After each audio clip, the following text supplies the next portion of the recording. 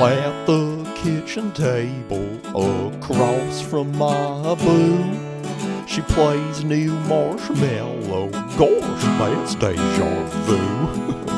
Oh, what a fable to Medusa the Mallow Man, but she's got too many cards in her hand. Come on now, let's play some Lorcana. With Pirate Donald Duck, it's a Nirvana. We'll down a Dole Whip floater to lick popsicles, play red and blue, a smorgasbord of lords, Lorcana. There are fireworks in the air. We are celebrating. Everybody is super hyped because Shimmering Skies is right around the corner. Woo! We can't wait. Hi, everybody. Welcome to Smorcana. I'm Katie. And I'm Brett. And we cannot wait for these skies to be covered in shimmers. Shimmers and glimmers, baby. Here we go. It's very exciting. We actually just put in our pre-orders for Shimmering Skies today. Diversion sent out their little form to pre-order, and we hopped right on that opportunity. We have 2 boxes and a trove coming our way. Woo! Can't wait for that. We love opening up boxes. We love opening up troves. We use our troves for storing our cards forever, so it's so cool to have those. I love the dice. I love the dividers. I love the box art.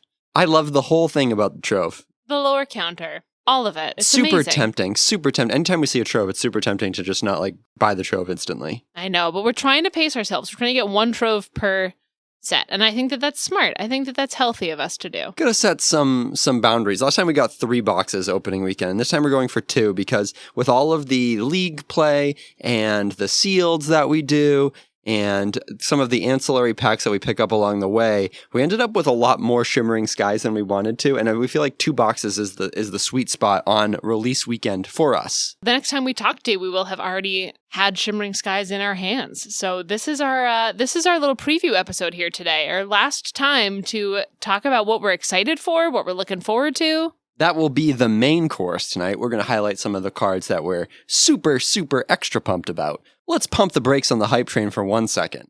Just for 1 second. I got to bring us down to bring us back up again. Oh no, why? We shouted out Live Laugh Lorcana last week, and I just want to make sure we are also give a little shout out to 40 Born, which was another one of our favorite podcasts. Yeah, right. Jake and Taylor also decided to end their podcast, at least for the foreseeable future, last week. And we loved that podcast. We think it was really, really great.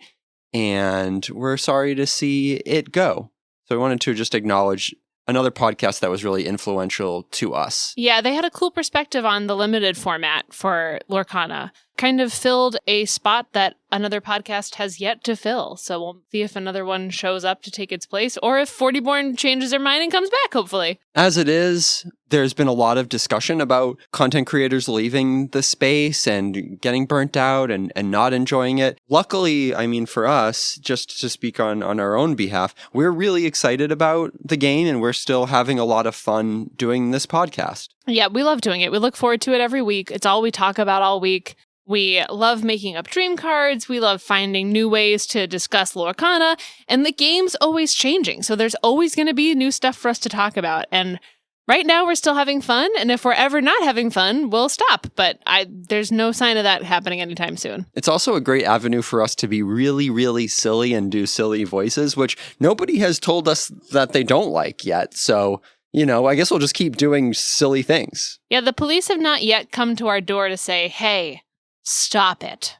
But when they do, we'll stop, because that's the law. But they haven't yet. In other exciting news, there is a new Villainous expansion. Yes, we took a late night Target run tonight, and while walking the aisles, we sniffed out that perhaps they would have the brand new Villainous expansion. And in fact, they did. And with all apologies to our friendly local game store Diversions, Target has exclusive game pieces whenever they release a Villainous expansion, which we are keen to usually get.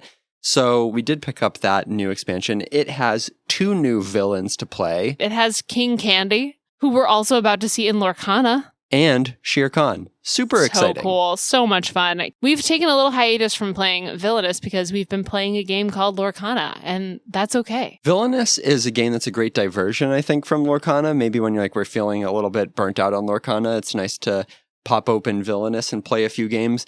It has never struck me as a super balanced game. Like, some villains are way, way, way stronger than other ones, and so it's not something that I would, I don't know, like try to play competitively or something like that. But as just a game to pop open and have some fun with, a great, great, great product. Cool to see it starting to get looped into the Lorcana world, though. When we were at Fort Worth, we saw there were some side games of Villainous going on that you could sign up for. I'm not sure exactly how that worked. We didn't get a chance to play them. But I hope that since I'm going to Toronto as an attendee, I'll be able to play Villainous on the side and maybe scope out how that works competitively. Maybe get some tickets in the process. Oh! Yeah, I know we've said this before, but I do want to highlight that Pixar villains are in Villainous, and Villainous is also a Ravensburger game.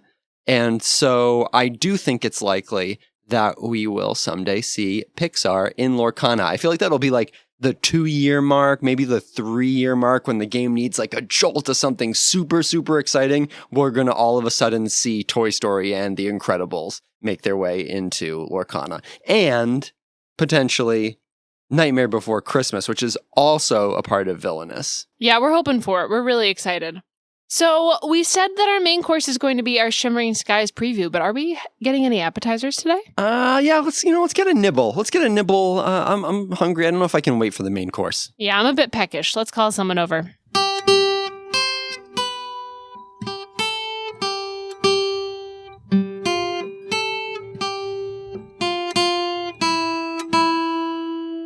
Hi. Hi, Geraldine. How are you? It's so good to see you. It's been a while. It's good. I'm good. How are you? Yeah, I'm doing well. How's work here? You still digging the restaurant? No, yeah.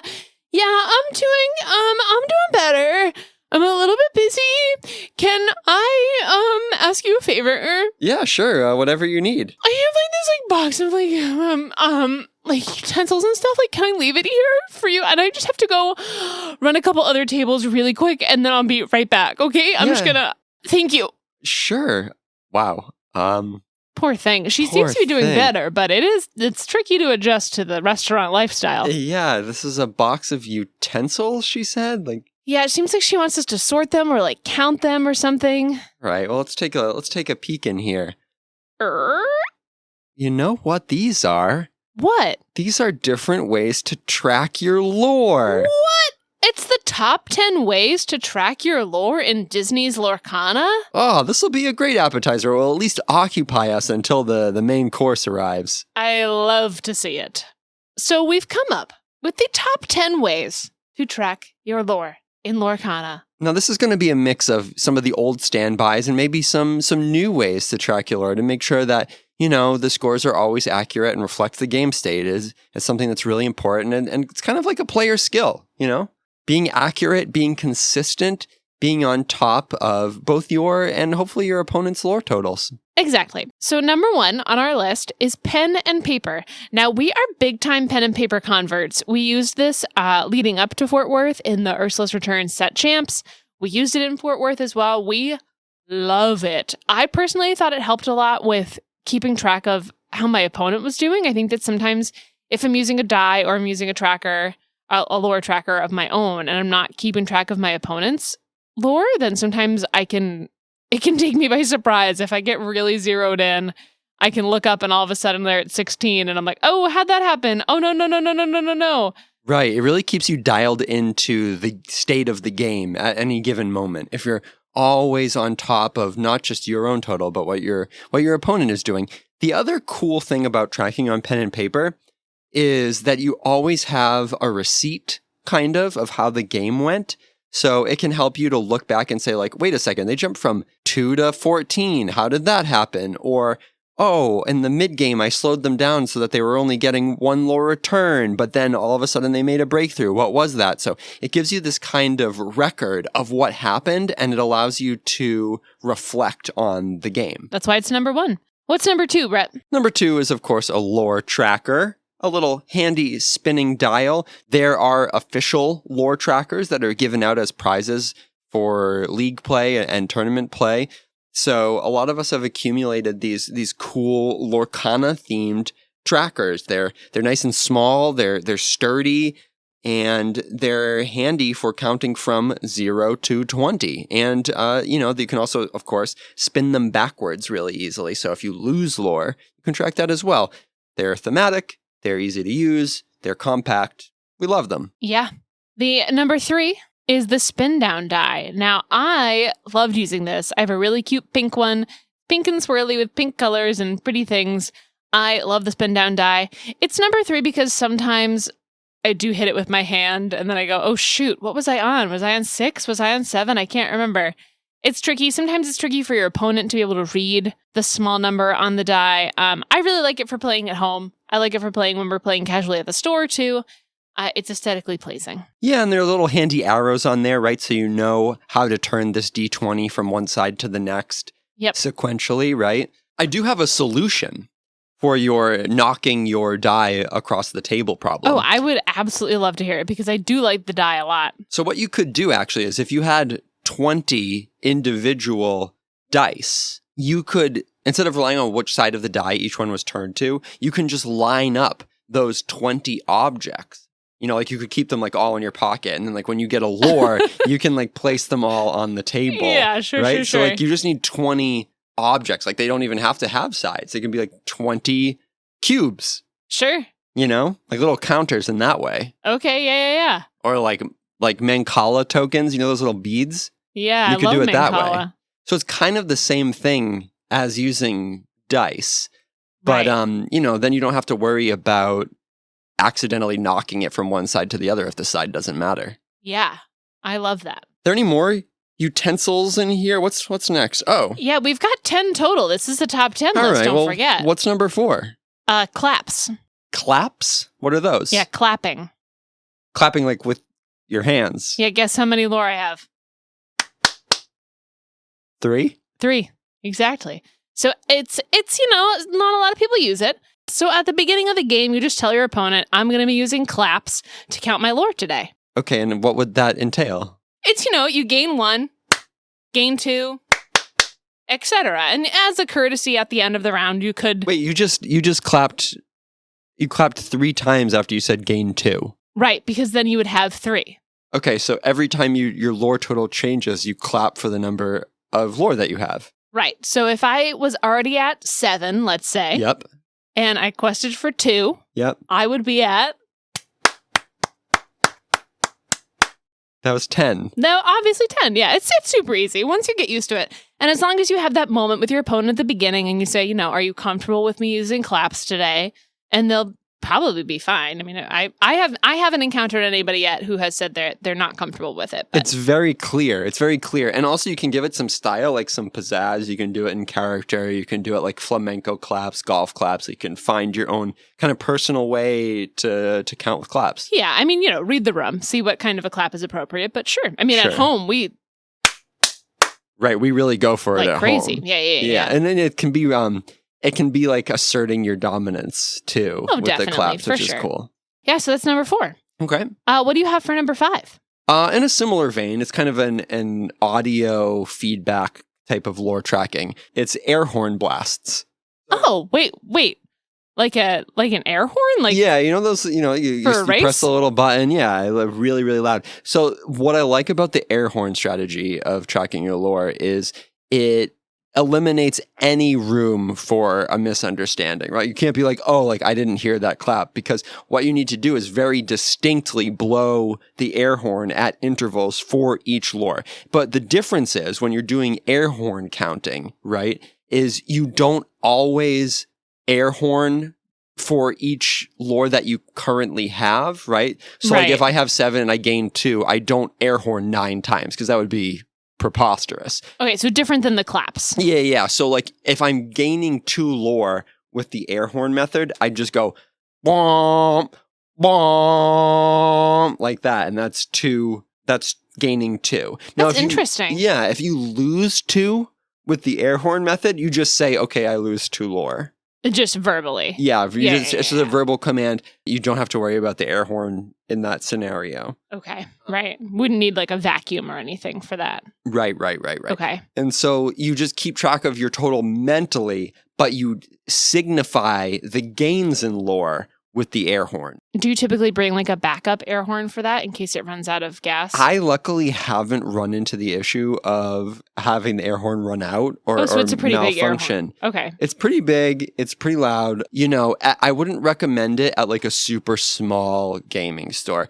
I would recommend it at a larger venue, like 16 or 17 people and up, you know, anything over Okay. 16 people, something that there's a little more space. It works really, really well at something like a DLC. Like if you are going to a DLC, I do recommend an air horn method because sometimes it can be louder. Like, I had a round at Fort Worth where I was sitting right under an air conditioning vent, and, you know, that kind of background noise, that background thrum of the air conditioner was kind of problematic in terms of being able to communicate sometimes. So the air horn method cuts right through that. And, you know, if you're just blasting on the air horn, then you know exactly when lore has been gained officially. That's great. I love that. Yeah. Very cool. Yeah. Very cool. I'm sure you can get that on Amazon or something too. Yep. Amazon has them. I wouldn't be surprised if some game stores start to carry them for this, but Sure. yeah, for now, Amazon for sure. Yeah. Okay, how about great. you? You have a number 6, another method? Yeah, number 6. Now, this is number 6 because it's not as, not as common, I guess you could say, right? Especially in North America. It's counting on fingers and toes. So, And toes? yeah. Well, because you have to get 20, right? Right. And Yep. you have, now, this is, for people who have 10 digits, 20 digits, right? Mm-hmm. So it's difficult. It's difficult to pull off. But if you can, some people find it really comfortable to play with. You would start naturally with your right hand so that to your opponent, they're going from left to right when they're looking That's at your smart. lore. Yeah. Yep. So you just start counting up 1, 2, 3, 4, 5 on your right hand, and then you count up to 10 on your left hand, Mm-hmm. and then you start again for simplicity's sake. You start with your right foot and your toes. So 11 through 15 on your right toes, and then 16 through 20 on your left toes. Yeah, exactly. And, taking it away is the same. It's just as easy as putting down your digits. It could be difficult in the winter months to pull this off with your toes. They do make socks that cover each toe individually, so you could use that kind of a method. That's super helpful. And I of course, you'd only recommend this for folks with great podiatric hygiene, right? Yeah, exactly right. You want to, like we've said in other episodes, you want to make sure that you have fresh breath, that your toes are clean, etc. So, that method's exciting. Difficult, again, like I said, for us to pull off in the winter months. I but- think what's great about the fingers and toes method is that it doesn't require any additional equipment beyond what you would normally bring with you to any given event. Yeah, exactly right. You already have it with you. You can't forget it at home. Right. Oh, you don't have a pen? Well, you might have fingers and toes. So, Use give the that a lore shot. counter God gave you. Yep, exactly. Yeah. I like that. And I think it's really clear at all times. It's a great method. I really enjoy that. Yeah, I'll have to give that one a shot. I haven't used that myself too much. Sure. It hadn't occurred to me. I think the reason being that often my hand is in my hand. My hand of cards is in my hand of that's fingers. an interesting point. I hadn't thought about that. But something you can do, and I think a lot of great players do this, is they will put their hand down and then cover it with a die to signify how many cards they have in their hand of cards at any given time during their opponent's turn. So, Sure. during your opponent's turn, you put down your hand of cards and then hold up your hand of fingers with your current lore total. Right. You could even use a D20 to hold down your hand and then use your fingers and toes. Great. Love that. I think that's great. What do you have for number 7, Brett? So this is another really straightforward method. It's one that I've really enjoyed. It's very similar to the clapping method. Oh, okay. Yeah, it's a little bit more forceful. It gives us a little bit more feedback in terms of both feel and sound. And that is to, whenever there is a change in lore, you mark your current lore total by slamming on the table as hard as you can. Oh, right? wow. Okay. So what you want to do is you want to make the vibrations of the table are an important feedback for your opponent to know what your lore total is. So like, oh, you're on 5 and you gain 2 lore, just slam the table 7 times as hard as you can, right? Now you don't want to, and this is really important, you don't want to hit your cards. You don't want to damage your cards. Or your opponent's cards, I'm sure. Right. So this doesn't work, again, in some of those smaller, friendly local gaming stores because you do need a clear space on the table to crunch with your fists. Right. Okay. Interesting. Yeah, and obviously, it doesn't work if there's a really cheap table.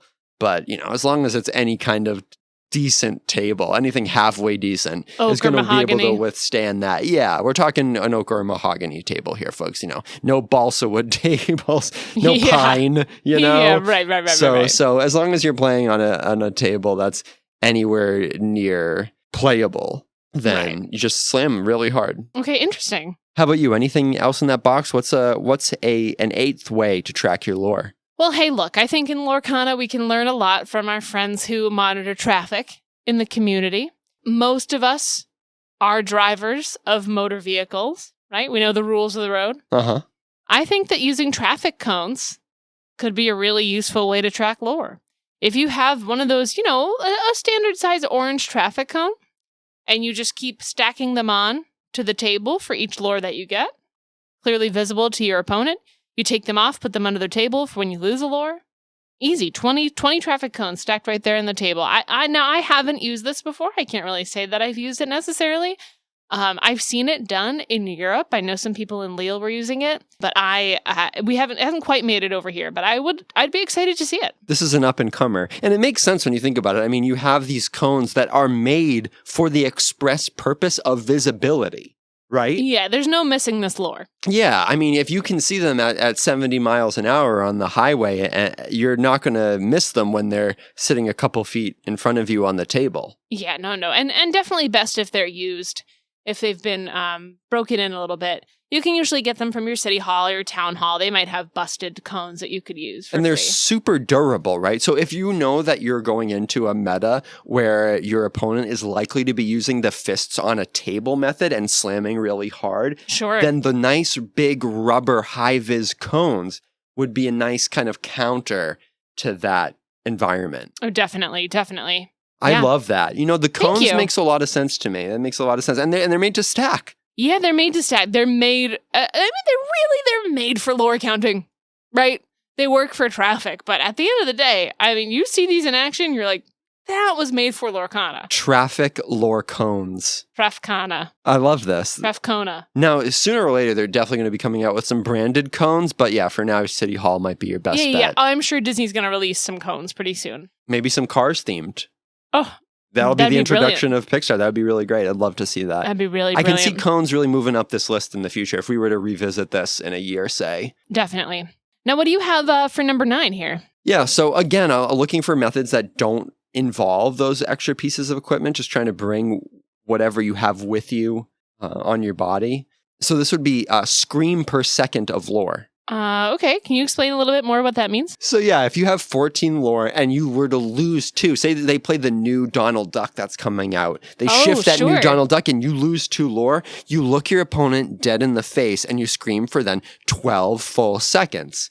Right. And that's a really clear indicator for all parties involved, right? And you can even be indicating how many seconds that you've screamed for as you're doing it, like by counting with nods of your head, say. Or your fingers, or maybe. Your fingers, just like little taps on the table. You could have a timer on your phone. Yeah, there's plenty of ways to track the number of seconds while you're screaming. But the good thing about the screaming is it's completely unavoidable, right? So when you're being screamed at for such a lengthy period of time, it's hard to look away or kind of take anything else in the room in. The only thing that you will be focused on is that scream. You can't be like, oh, I didn't see you. Sorry, when you were looking me straight in the eyes for that full 18 seconds and screaming at me. You can't really say that, right? And now it's important to know too, like, it doesn't have to be anything cogent that you're screaming. It can be any vowel sound.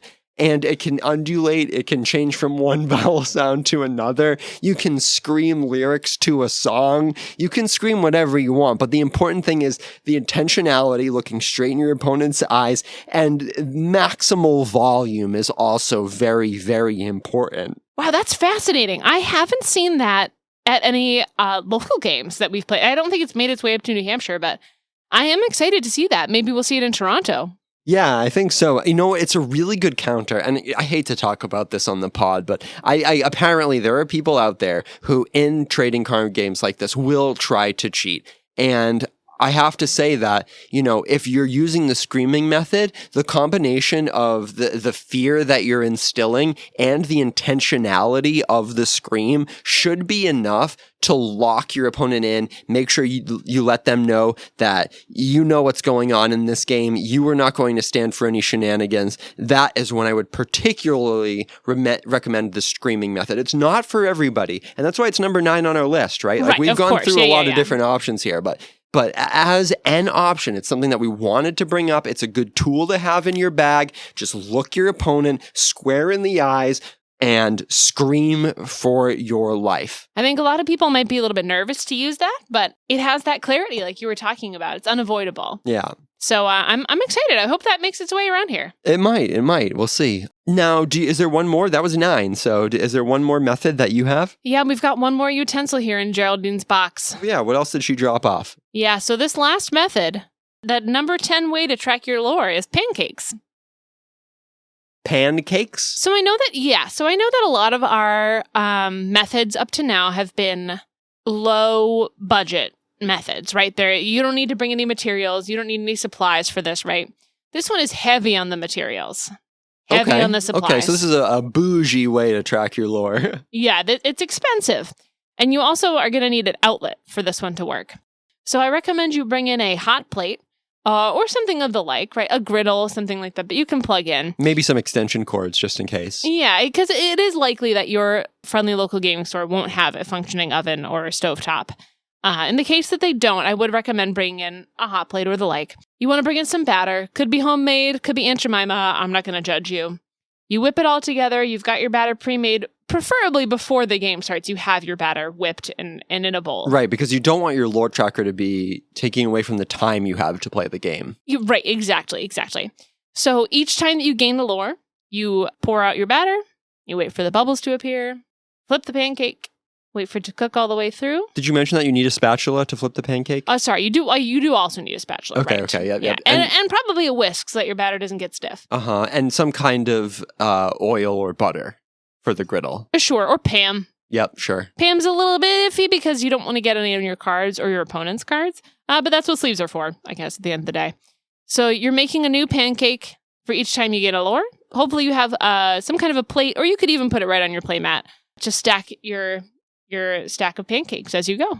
It's pretty simple. If you lose a lore, you eat that pancake. Obviously, I didn't really need to say that, but now, what I really like about this is you're going to have, again, that visual representation, of course, throughout the game. And then when you do hit 20, I mean, I'm just speaking for myself. I think I would find it difficult to eat 20 pancakes. And so you have this kind of consolation prize for your opponent. Like, oh, I got to 20 pancakes.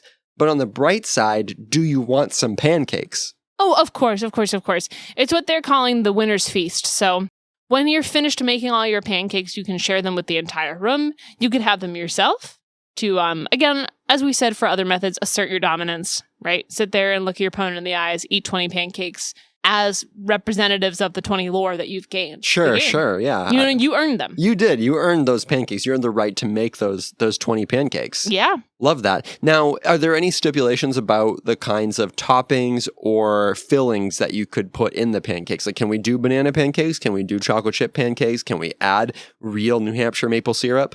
Of course, yeah. I mean, like the color of your sleeve, right? You can make any kind of pancake that you want. Like the color of your lore tracker, like the color of your spin down die, the color of your air horn, right? They can be anything you want. Player's choice. This is great. I think we've really covered our bases here. I think we've looked at some little used but really high potential ways of tracking lore. Yeah, I think it's brilliant. I'm excited. Let's hop into our main course. I'm hungry. Yeah, all that talk about pancakes got my tummy rumbling. Yeah, let's go.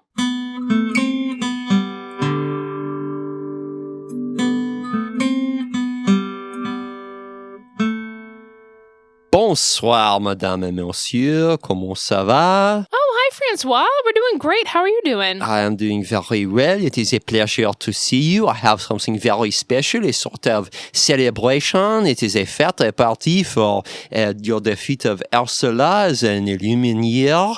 So we have the rocks that pop. Oh, pop rocks. Oui, there are 6 types of pops that rock, and you may dabble in each one to your liking. Wow, that's awesome. Thank you so much, Francois. We have like 6 different flavors of pop rocks. These look great. They're like little fireworks for your mouth. Yeah. A great celebration to ring in the Shimmering Skies. Indeed. Well, let's dive right in. We've each picked some cards from Shimmering Skies that we're excited for some reason or another. Right. Rather than doing kind of a comprehensive preview of every single card, we're going to do what we have done for the past couple of expansions, which is to just highlight a card each in each of the colors, and then maybe mention a couple of other cards that interest us in passing. So just some of the highlights of the set, some things that we're especially excited for one reason or another. Let's dive into these lemony pop rocks. Yeah. What have you got here, Katie? What is your amber card that you want to highlight? Daisy Duck Donald's Date is the card that sticks out to me the most. I love this. What does Daisy do? So Daisy is a 1-cost uninkable, 1/4, quest for 2. She's a Storyborn ally, and she has the ability Big Prize. Whenever this character quests, each opponent reveals the top card of their deck. If it's a character card, they may put it into their hand. Otherwise, they put it on the bottom of their deck. Now, I love this selfishly because she's going to fit really well into my Amber Ruby Mufasa deck that I just played in Fort Worth, that I just played at the Set Champs. I think the art is adorable. I think that she's a really useful card. I think anytime you can even get a 1-drop, 1/4 that quests for 2, like that's crazy on its own. Yeah, those stats are serious business. She has that drawback, right, where you're feeding your opponent some characters potentially, but in a deck that plays a 1/4 that costs 1 and quests for 2, you are going really, really quickly anyway. And the opportunity for your opponent to play multiple characters to stop you is really slim. Yeah, and those full character decks like Ruby, Amber, Mufasa don't exist that much. So it's unlikely that your opponent's going to be playing an all-character deck. So, the odds are kind of in your favor that you might not hit something, but I mean, even without that, right? If you think about Maleficent being a 1-cost uninkable who is a 1/1 that quests for 2, it's like, this is just so much better. Yeah, absolutely. And I think, a lot of the cards that stop an aggro deck are not characters. You need to play those actions, those removal actions, like Let the Storm Rage On or Strength of a Raging Fire early, right? Or Brawl early. And so you're not giving your opponents those cards, you're giving them characters, which typically don't have those removal effects built in. So I think, she has the potential to be totally meta warping. I think she's a card that a lot of people have latched onto as being a defining card of the set, potentially. You're going to need to have answers for that Daisy. Yeah, I love Daisy. I unfortunately couldn't just pick one for Amber. I love Amber. My backup to this, the other card that I'm also really excited for, is Lilo Jr. Cake Decorator. I mean, I'm obsessed. I'm obsessed with this art. Look at her. She's so cute. She's a 2-cost inkable. She's a 1/3 Storyborn hero with support, and she quests for 1. Her flavor text says, "Peanut butter and pineapple, this will be the best cake ever." Hello? So cute. I'm sorry, could it be cuter than that? So just in terms of maximum cute points, she goes on the list of anticipated cards. Yes! I don't care how she'll be used or not. I love that she exists. I want her to be on a t-shirt. I want to be her. She's amazing. What do you have packed up for us for Amber? So I wanted to highlight Wreck-It Ralph Admiral Underpants. Whoa! So Wreck-It Ralph coming into the game in a big way. Very exciting. He is a 7-cost uninkable, 6 strength, 7 willpower, quests for 2, big old boy. And he has the ability, I've got the coolest friend. When you play this character, return a character card from your discard to your hand. If that card is a princess character card, gain 2 lore. Now, I think this card is kind of being slept on a little bit because he is really straightforward, like you would expect for Wreck-It Ralph. Right. But he fits into a deck that is really, really fun to play. You'd value returning a card from your discard to your hand at about 2 ink, right? Because you look at like Bruno's Return or Hades, and those tend to kind of have those effects added for about 2 ink. So if you consider Ralph a 5-cost 6/7 that gains you 2 lore when you play him and quests for 2, that's absurdly good. He is way above the curve. He fits in a deck that I want to play, and I love Wreck-It Ralph as a character, so I'm super pumped for this card. Yeah, I love that. I think it's about time that Wreck-It Ralph got a card with some beef. He's a 6/7. Like, that's massive. That's really hard to remove. And I also love the fact that he is a hero. I mean, that's what the movie's about, right? That he's a villain in his video game, but then he learns that he's a hero. So Right. Yeah, he is a storyborn hero in this iteration, not a villain at all. So that is really cool to see. yeah, it's interesting. I mean, that's something that comes up a lot, I think, in Lorcana, especially for Disney-minded folks like us. You see a Simba, and is he a prince? Is he a king? He becomes a king at the end of the movie. But is he one right now? Same with Wreck-It Ralph. He becomes a hero, but is he one right now? Yeah, very cool to see. And we'll see if there is a villain Ralph at some point. I did want to highlight a couple other cards really quickly. Please do. So the Queen's Sensor Core probably goes into the same deck as that Ralph. It is a 2-cost item, and it says at the start of your turn, if you have a princess or queen character in play, gain 1 lore. And it also has the ability, Royal Search, you can exert it and pay 2 ink to reveal the top card of your deck, and if it's a princess or queen character card, you can put it into your hand. Otherwise, put it on top of your deck. So, slots right in next to that Ralph. This card does things that this deck really wants to do. We've tried to play this kind of like Amber Sapphire Princess Hero kind of deck before, and it is really fun. Right. It is hard to draw cards with it sometimes. So hard. And it also wants to gain lore, and I think there are some potential item synergies in that Amber Sapphire list. So it's a card that synergizes really, really well with a deck that was fun and almost really good. So excited to try that out. And then Sven, finally a Sven that might see play. He's a 4-cost reindeer. He's a 3/3 that quests for 2, and he has the ability, when you play this character, you may ready chosen character. They can't quest or challenge for the rest of this turn. So just seeing some readying in Amber is really interesting. Amber has some cards that need to exert to use their abilities. I'm thinking particularly of Gaston. Sure, So yeah. being able to play Gaston on turn 3, and then on turn 4, potentially play a Sven and use Gaston twice to play another Sven to then use Gaston again and then, play a 2-cost Piglet or something like that. Yeah, right. Like, that could be really, really cool. That looks like a lot of fun.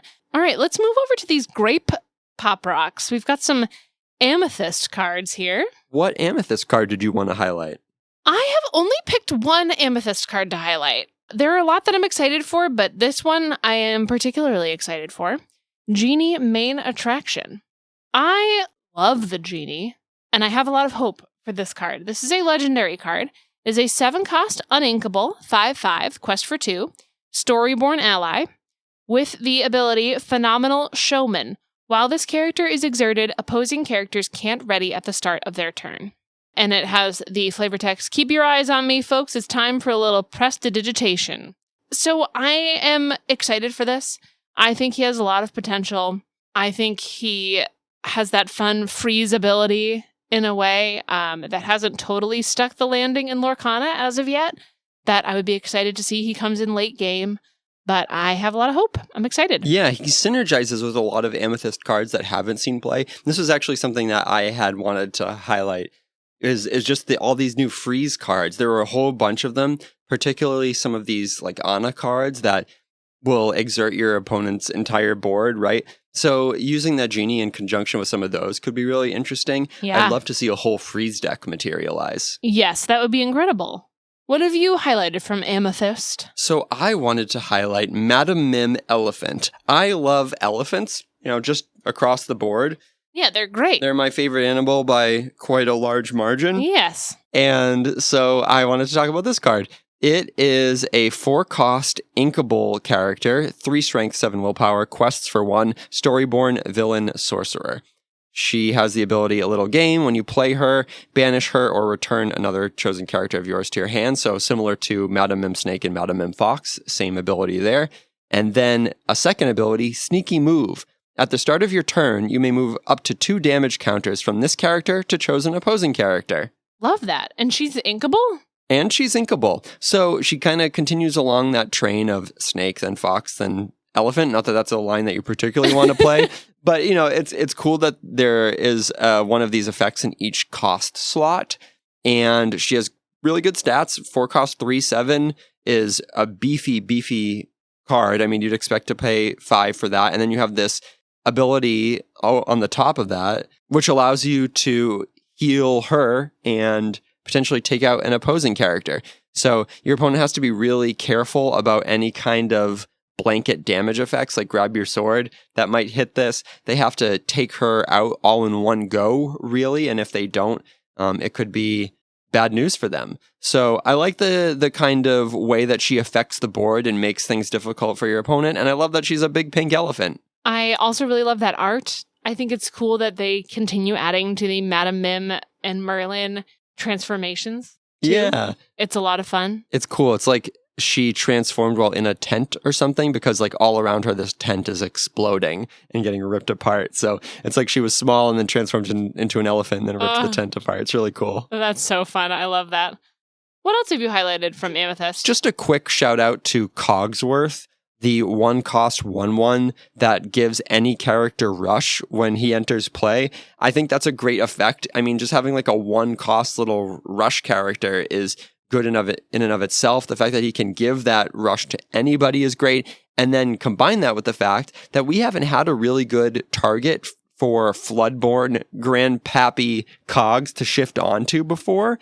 Now we do. I'm really excited. In fact, it might be the first deck I build to try Amethyst Sapphire in the new set, or Blurple as it's commonly called. I think that shift line is enough to make me want to try that deck all by itself. I love that. I think that's awesome. Let's move on to this lime-flavored Pop Rocks. Citrus Burst. What have you got for a lime card? Ooh. I have a card that I would not have thought that I would pick as something that I'm excited for. I am typically drawn to the characters when I'm thinking about things that I'm excited for in Lorcana and for these preview episodes, but this time I have been drawn to an action. The action is the 2-cost inkable Hypnotic Deduction. Ooh, what does Hypnotic Deduction do? It says, draw 3 cards, then put 2 cards from your hand on the top of your deck in any order. And it has a flavor text. A security device, easily defeated, of course. Once I make room for the crown, I can bring it to him.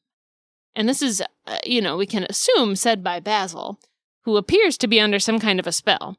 So I love the story from this card, first of all. Yeah, Basil's eyes remind us of Aladdin. Yeah, of Jafar's little scepter and his ways, his curses. Yeah. His hypnosis. Could be where our story is heading. Mayhaps.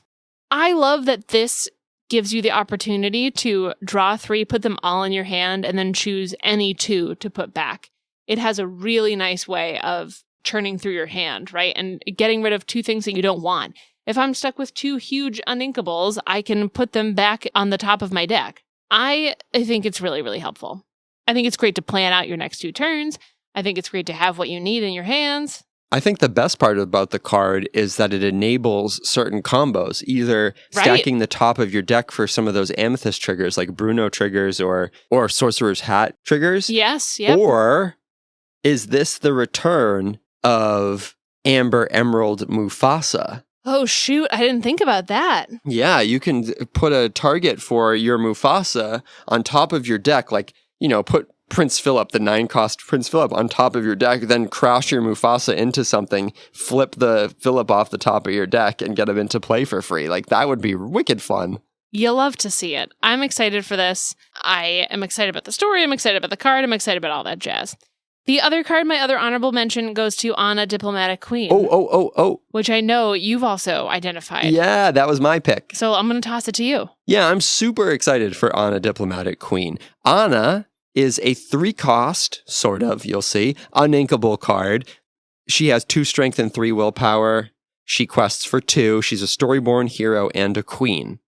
Now, the reason she doesn't really cost 3, there should be an asterisk, is she has the ability, Royal Resolution. When you play this character, you may pay 2 ink to choose one of the following. You have 3 options here. First, each opponent chooses and discards a card, so a sudden chill effect.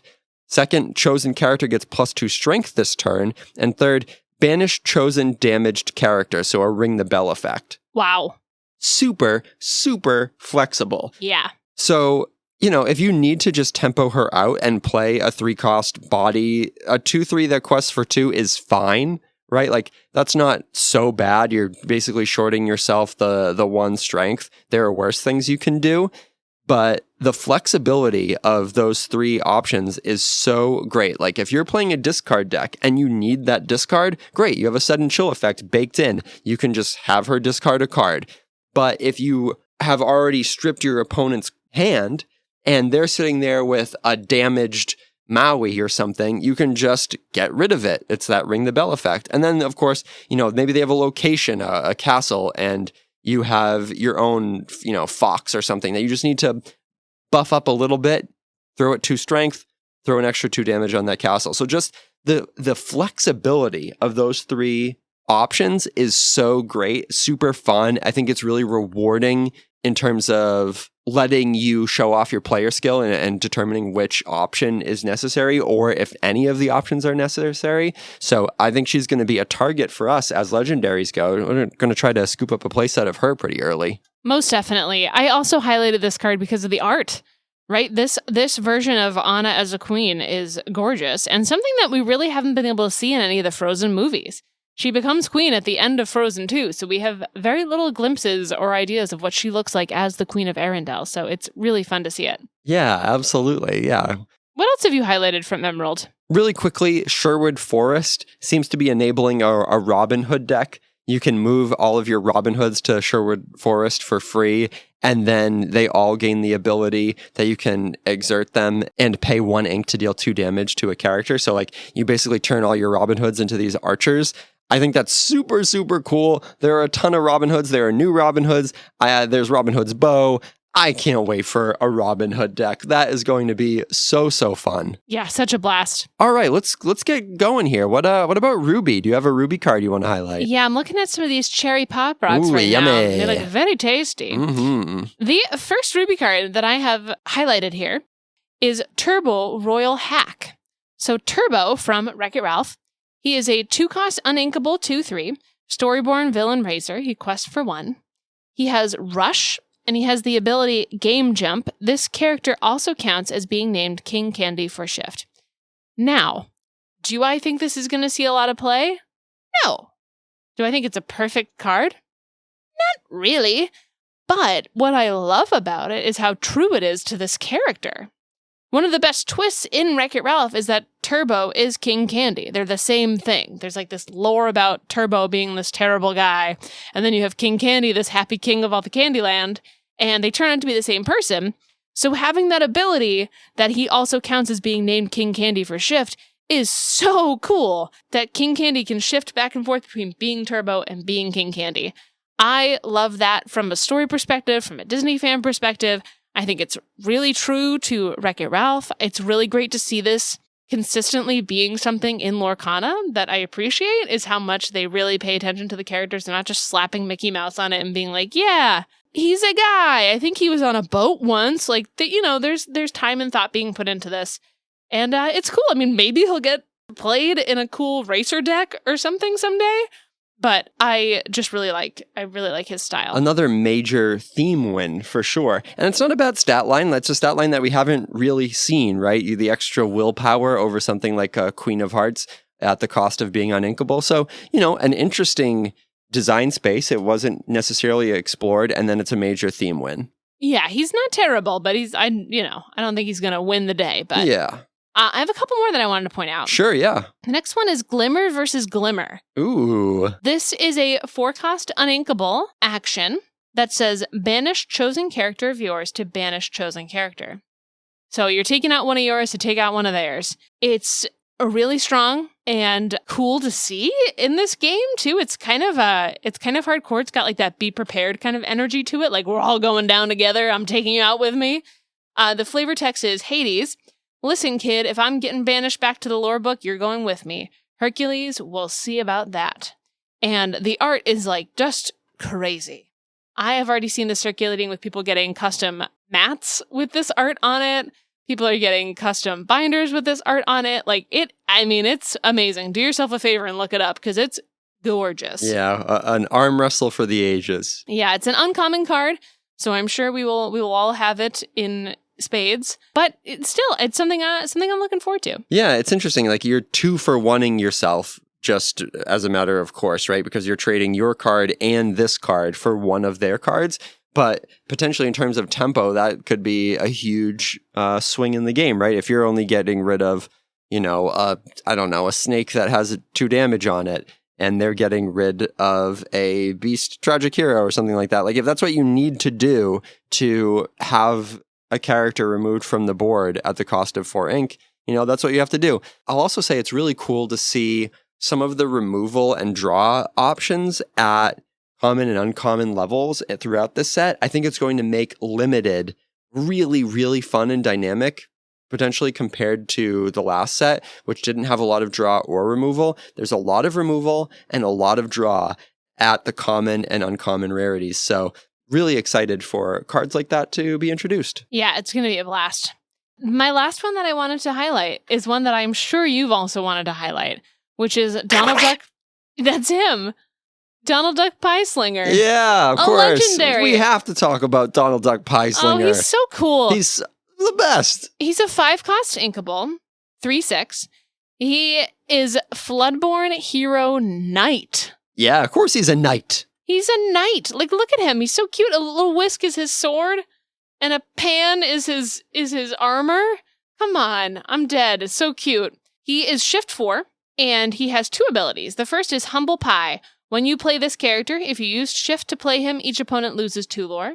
And then he has Raging Duck. While an opponent has 10 or more lore, this character gets +6 attack. So he quests for 1. He's cool. He's cool. We love how he looks. We want him on everything. We want to be him. We want to have him on the podcast. Do I wish that there was a complete bomb legendary Donald? Of course. Do I think this is that? No, I don't think he's a total bomb card, but he's fine. He does some cool things that other cards don't do. Being able to smash a McDuck Manor all by himself in the late game is nothing to turn your nose up at. So, he's solid and he looks amazing. And if I could pick any enchanted from the set, it would of course be this one. He's perfect. He's gorgeous. What have you highlighted from Ruby here, Brett? I just wanted to highlight a little simple common action. Oh, okay. I don't think anybody's really talking about it, but I'm excited for it. All right, shed some light on it for us. It's called Break Free. Oh, what does it do? Oh, it's just a 1-cost inkable action. Okay. And it deals 1 damage to chosen character of yours. They gain rush and +1 attack this turn.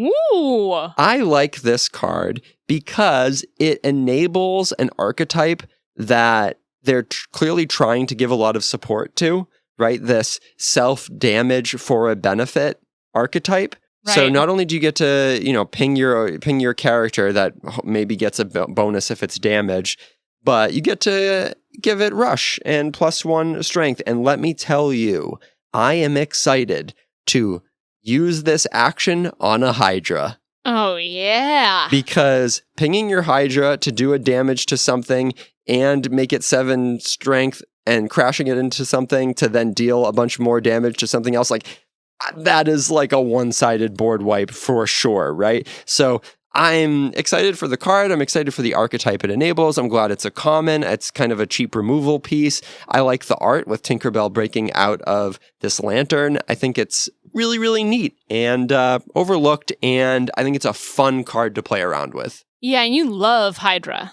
I love Hydra. All I want to do is give Hydra Rush. I mentioned this, I think, maybe a few episodes ago, but Jimmy and I were playing some games, and I think it was Jimmy who said, like, would it have been so bad if they gave the Hydra Rush? And and I was like, yeah, it would have been completely busted. And I was like, but we can give the Hydra Rush. And this is just another way in Ruby to give your Hydra Rush. It wants to get pinged anyway, so, like, that's a fun time. Give your Hydra Rush, break it free, let it decimate your opponent's board. That's so fun. Let's make it happen. I love that. All right, we got 2 more colors to go. Woo! We got a little blue raspberry pop rocks over here. Yum, yum. Blue Sapphire. raspberry. Tangy. What do you got? Tangy puppy. So I have Cusco, Selfish Emperor. It is a 6-cost inkable card, 3/5, quest for 2, Storyborn King, with the ability Outplacement. When you play this character, you may put chosen item or location into its player's inkwell, face down, and exerted. Awesome. He also has the ability, by invite only, you pay 4, and your other characters gain resist +1 until the start of your next turn. So he's essentially like a Cogsworth who can get rid of a location or an item. I am obsessed with him. I love that he has the king characteristic because, yes, he's technically an emperor, but I love anything that shows us how, these cards can possibly be used together in the future. I'd love to see a Mufasa Cusco deck someday. So I think it's a lot of fun. And I am a big fan of Emperor's New Groove. So anything that has a Cusco that looks, potentially useful. And I think it's a really strong card. It's a super rare. I'm excited to put it to use. Yeah, super versatile, right? Because you can get rid of any problematic item or location on your opponent's side. You could use it on your own, like Fortisphere or something, to ramp yourself up if you have no other target, nothing else you're itching to get rid of. And then late game, like if you just have some floating ink, give your board resist +1. Why not? Do you have to exert for his ability? No, you do not. And is there a limit to how many times you can use it? No, there is not. So if you're floating ink in the late game and you're up against like a steel opponent or whatever, and you don't want to necessarily commit more resources to the board, like you're anticipating some kind of, I don't know, board wipe, or you want to hold Grab back. Your sword. Yeah. You can just sink all of your resources, all of your ink into just buffing your board with resist +1 or 2 or even 3, right? Yeah. Like you can just keep going. That's pretty crazy. Yeah, Really I'm versatile. excited for him. I think he's going to be a lot of fun. Yeah, he's going to be great. All right, Brett, what have you got for Sapphire? What you got for this blue raspberry? So, talking about a lion in the room here, let's talk about Mufasa, ruler of Pride Rock. Ooh. Mufasa, ruler of Pride Rock, is a bomb. He is an 8-cost uninkable card, 4 strength, 9 butt. Woo! Give the lion 9 butt. Love that. Quests for 4. Storyborn Mentor King.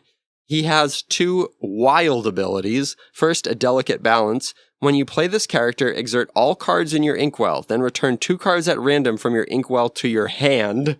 Whoa. And then everything the light touches. Whenever this character quests, ready all cards in your inkwell. Wow. What a wild character. Wild. He is operating in a design space that we haven't seen before. Yep. He is all alone in this return cards from your inkwell or move cards out of your inkwell space. So really cool to see that. And then a game-breaking ability where you can basically take 2 turns. Like you use all your ink, then you quest with Mufasa, and then you use all your ink again. That is potentially really, really strong, potentially game-winning, especially in a color that has Lucky Dime at its disposal, where you can play your dime and then play a Tamatoa or an Aerial or whatever on the same turn and immediately activate your dime. Like, that is potentially super, super strong. And then that first ability, it seems like kind of a drawback. You can play around the exert all cards in your inkwell. Like, you can make him the last 8 ink you spend. Right. So that it doesn't hurt you too badly. And then returning 2 cards to your hand, that's potentially card advantage, especially in a color with like Fishbone Quill and all these abilities to put extra cards in your inkwell. Like you can refill your inkwell pretty easily, but it gives you the opportunity to maybe get something back that you had inked earlier in the game.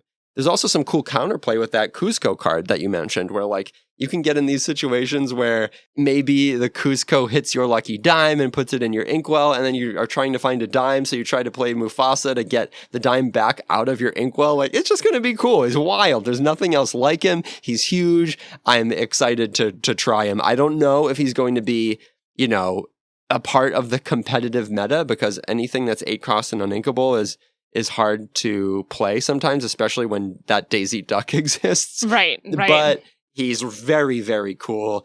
Really fun design. He pushes the boundaries of the game. I'm pumped about him. Yeah, I love that. I can't wait to see him being used. I love Mufasa, period. I think he's a strong character. And I'm excited to see him get such a glorious card. Is that a legendary? He is a legendary. So, you know, going to be interesting to see where his price falls, because he could end up being really, really strong and part of some really good decks, and then he'll be expensive. I could also see him being a card that nobody's really using competitively, and so he ends up being cheap. So we'll see. Yeah, we saw it. We've seen it happen. Every set we've seen that happen. Something really cool either goes really high or really low. So we'll see. What else do you have from Sapphire for us? Well, we both wanted to mention Donald Duck focused Flatfoot. Yes, we did. Detective Donald. It's hard for us to not mention any Donald Duck. I just love Donald so much. And this is a cool card. He is basically a Detective Mickey, but at the 5 cost inkable cost slot. And he has really good stats where he's a 3/4 that quests for 2. So you're basically paying 1 extra for that Mickey Mouse effect, and he's inkable. He just comes down later in the game where the ramping isn't as efficacious. So, you know, you get a little bit better body per ink spent compared to something like Detective Mickey at the trade-off of having the ramp come a little later. But I think he's a really fun design. I'm excited to try him in a deck. I think Sapphire often is like hunting around for different 5 cost cards. So I think he'll slot into some decks. Yeah, he's a fun Mickey Detective 2.0. That's why I highlighted him as well, because I just think he's going to be a blast. I can see him being really useful. I think sometimes that Mickey's difficult to play, or more forces your hand to play him, right, on 3 every time when you have him. Whereas Donald Duck does offer you that, okay, I've got ramp other places, maybe I've played 1 jump ahead or whatever. I don't need him right now. I can use him as ink, which I think makes him valuable. And as a tempo body, he's just better, right? Like a 3/4 that quests for 2 for 5 doesn't really set you back in terms of tempo the same way that a 1/3 that quests for 1 does. Yeah. So yeah, he's a little bit more flexible maybe. Are you excited for Belle of the Ball? OMG, am I ever. Just a cool card, right? Like, it's going to be fun to drop her down. She just gives ward to your characters for a turn. So a nice way to protect a board of high questing characters, potentially. Yeah, it's awesome. Another gorgeous card. I can't get over it. Now, this last pop rock here doesn't look as edible. What is this? It looks like an metal. Actual rock. Oh, it's steel. Oh. It's chunks of steel. Oh. Eat up. Okay. I'll give it a shot, I guess. Yeah, why not? I mean, steel did get the short end of the stick, I think, this expansion, with a couple of notable exceptions. What did you want to highlight? Well, it was tricky to highlight great cards, like you said. Steel didn't get that much exciting stuff. The cards that I've highlighted here, too, are cards that I appreciate, maybe for other reasons that aren't necessarily how they're going to be useful in Lorcana. So the first one that I highlight is Royal Guard, Bovine Protector. So this is a 4-cost inkable 1/7 Storyborn. Quest for 1. Has the flavor text, hey, I've been turned into a cow. Can I go home? Now, what's exciting about this to me? He's cool. Like, it's fine. Whatever. He's never going to see the board. He's just a guy with a really big butt who just hangs out. He's a cow. Like, I get it. It's cute. What I love about this is that it shows an understanding of the deep cut kind of fandom around Emperor's New Groove, right? I know that a lot of people who are fans of the movie, or who, you know, are millennials, I guess, often quote this line from this movie because it's so funny. So I think that awareness and that fan service from this card really has made me think deeply about Lorcana. And Lorcana's not perfect, and I know that, but it's cool to see moments like this where it seems like there are some people on the inside who really do appreciate and understand Disney and are fans of Disney. You know, because no one's going to look at all the Disney movies and be like, oh, we should highlight the cow from Emperor's New Groove, unless they know it, right? Unless they get that bit and they get that joke. And I was just very warmed to see this card. I think it's so funny. It's perfect. It's great. It's a great reflection upon their knowledge of Disney, like you said. It's another one of those that does give me faith for the future of the game. It makes me think like, okay, it's never just going to become a dumb game that just has like, Mickey, he's cool now. Like, what? So it's great. The other card that I'm highlighting from Steel is Food Fight. Food Fight is a 1-cost uninkable action that says your characters gain, quote, exhaust and pay 1 to deal 1 damage to chosen character this turn. So it's super cheap. I know it's uninkable, but it does have that really cute kind of Food Fight energy to it where you can ping your other stuff for 1. We haven't really seen pinging things for 1 have a lot of success in Lorcana necessarily, but I am excited for this, hopefully, to be the card that makes that difference. Maybe this will be the one that will work because it can be used by so many different characters. It's another cheap removal action, right? Something that will be fun and limited to have access to. Exactly. It'll kind of get around some of those stalemates, I think, in limited, where like a lot of times you'll each have 4 or 5 characters on the board and neither one of you wants to challenge to open up all of these effects, this chain of effects from happening. You're each trying to gain a solid board advantage before you start those trades. This would let you start that potentially on an advantageous foot. Yeah. So what are you excited to see in Steel? Well, we have to talk about Pete Referee, I think, because Okay. I think it's one of the most influential potentially cards in the set. It's something that when I saw it, I thought that is completely going to change the game of Lorcana. Yeah. Dang. So, you've probably seen this one, but just to refresh, he's a 3-cost inkable, 3 strength, 3 willpower, quest for 1, right? Fine. Pedestrian so far. Pete Games Referee is his name. He's a Dreamborn villain. He has the ability, blow the whistle.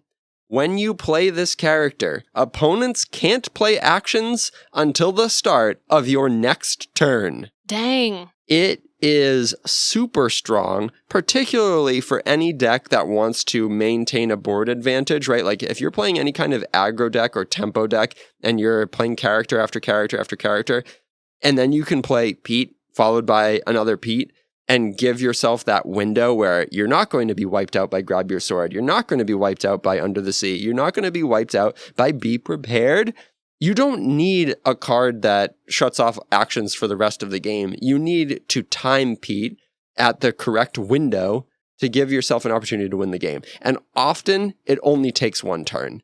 Yeah. So I think he's super strong. I think he's going to change the game. I think he's going to make it a little bit harder to rely on those board clears. And we're going to see a character-based tempo to mid-range back and forth kind of game that we maybe didn't see a lot of last set. So I think it's good for the game, really. I think it's really strong, and I'm excited about him.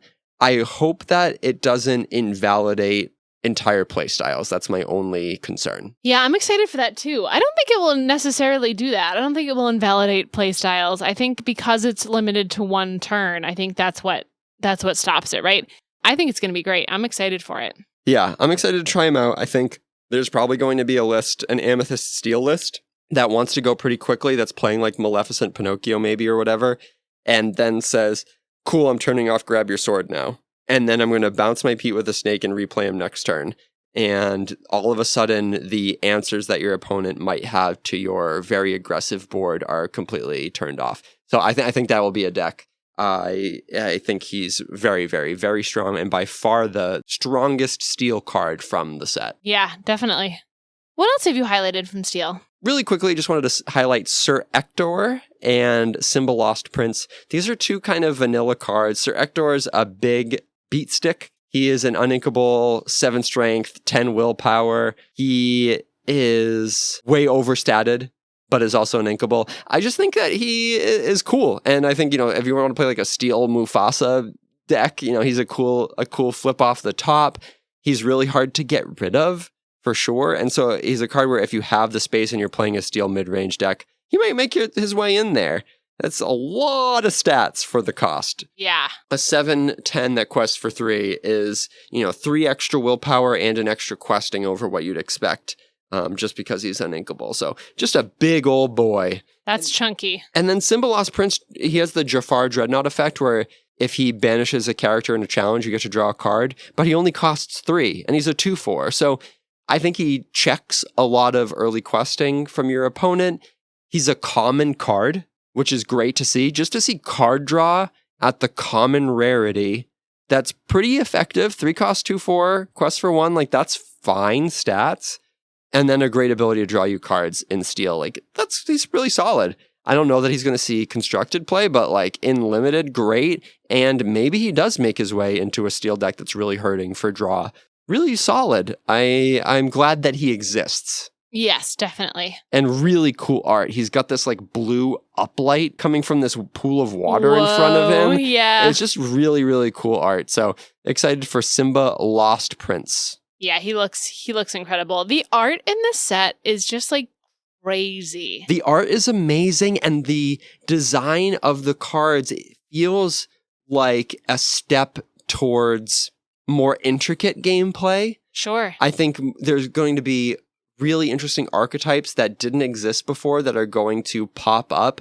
I am more excited for more cards this time around than last set for sure, and probably more excited for this than Into the Inklands as well. Yeah, definitely. Yeah, anything else you want to say about Shimmering Skies coming out? Just that I can't wait. What about you? I can't wait. I am stuffed. I don't know about you, but we have feasted on so many of these pop rocks. Maybe it's the the way they sit and fizz in your belly or whatever. Yeah, but I think I'm done. I think I'm done. We're full. All right, let's grab a mint and get out of here. Let's do it.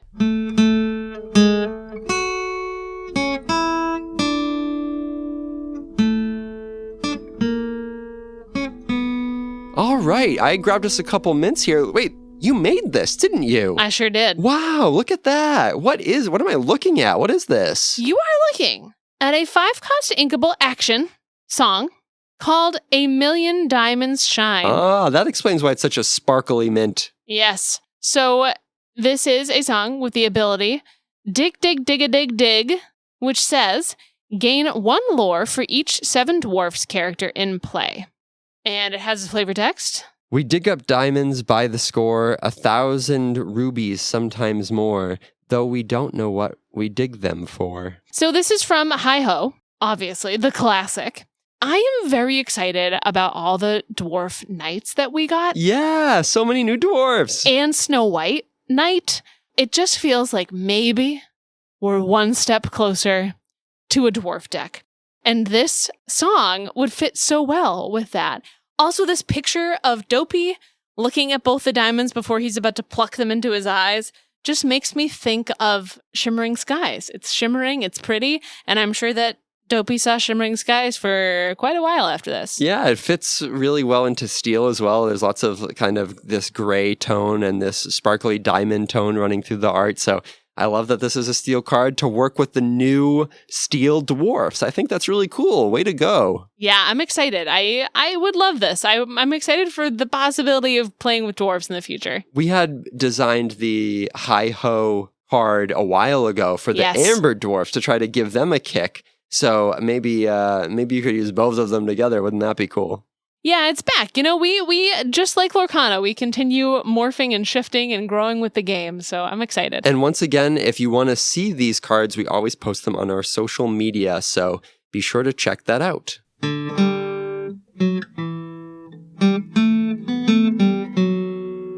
All right, here's what we have coming up next on the menu. So we are going to recap some of our Shimmering Skies early experiences next time. We'll talk about what we opened. We'll talk about our first drafts and sealed events, which we're super pumped for. All of the many enchanteds that we will open on Friday. Oh, don't jinx it. Knock on wood or something. Knock. Yikes. We're going to essentially live in diversions for Friday. Yeah, I'm all pumped. day on Friday. Can't wait. We will be bringing snacks galore for sure. To open cards, to watch friends open cards, to play games, to just, like Scrooge McDuck, make a vast tank of Shimmering Skies, decks, and packs and hop right into it. We'll fill you in on all that jazz next week. As always, you can follow us on all of our social medias, on Twitter, At Smorcana. on Instagram, At Smorcana. on Facebook, At Smorcana. on Gmail. At smorcana@gmail.com. We're everywhere. We want to hear from you. We love doing it, and we'll be here for a while. Until next time, keep on snacking, y'all. Yum, yum, yum, yum, yum, yum, yum, yum.